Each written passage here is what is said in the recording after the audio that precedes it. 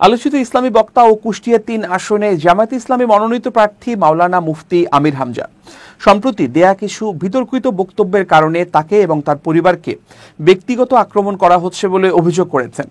এক সাক্ষাৎকারে তিনি এই অভিযোগ করেন। আমির হামজা বলেন, আমার মা বাবা তুলে গালি দিচ্ছে মানুষ, আমাকে গালি দিক, কিন্তু মা বাবাকেও গালি দিচ্ছে, কি বলবো আর। এতদিন কথা বললাম, কিছু হলো না। হঠাৎ জামায়াতের নমিনেশন ঘোষণা দেওয়ার পরে জোকের মতো লেগে আছে। সম্প্রতি দেয়া বক্তব্য নিয়ে তিনি বলেন, এটা স্লিপ অফ টাং, আমি তো ইচ্ছা করে বলিনি, সেটা নিয়ে এত সমালোচনা। আমির হামজা বলেন, সম্প্রতি ঢাকা বিশ্ববিদ্যালয়ের মুহসিন হলে আজান দেয়া নিয়ে আমার বক্তব্যের সমালোচনা হচ্ছে। সলিমুল্লাহ মুসলিম হলের নাম বলতে গিয়ে মুহসিন হলের নাম বলে ফেলেছি, এটি ইচ্ছে করে বলিনি, মুখ ফসকে হয়ে গেছে, আমি এজন্য ক্ষমা প্রার্থী। মুহসিন হলে নিষিদ্ধ ছাত্রলীগের জামানায় অনেক জুলুম অত্যাচার হয়েছে।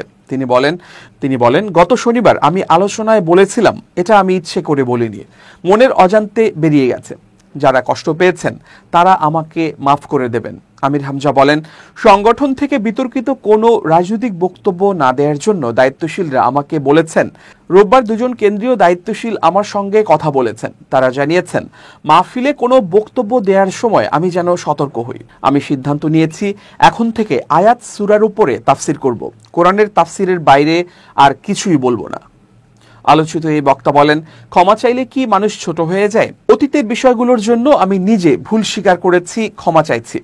প্রসঙ্গত, আওয়ামী লীগ সরকারের আমলে ২.৫ বছর কারাভোগ করেন আমির হামজা। ২০২১ সালের ২৪ মে কুষ্টিয়া সদর উপজেলার পাঠিকাবাড়ি ইউনিয়নের ডাবিরাভিটা এলাকার গ্রামের বাড়ি থেকে তাকে গ্রেফতার করে ঢাকা মহানগর পুলিশের সিটিটিসির একটি দল। পরের দিন তাকে ৫ দিনের রিমান্ডে নেওয়া হয়।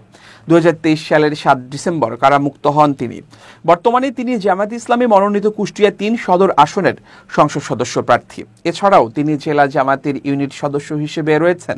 মাওলানা মুফতি আমির হামজা ইসলামী বিশ্ববিদ্যালয় থেকে আল কুরআন ও ইসলামিক স্টাডিজ বিভাগে অনার্স ও মাস্টার্স করেছেন।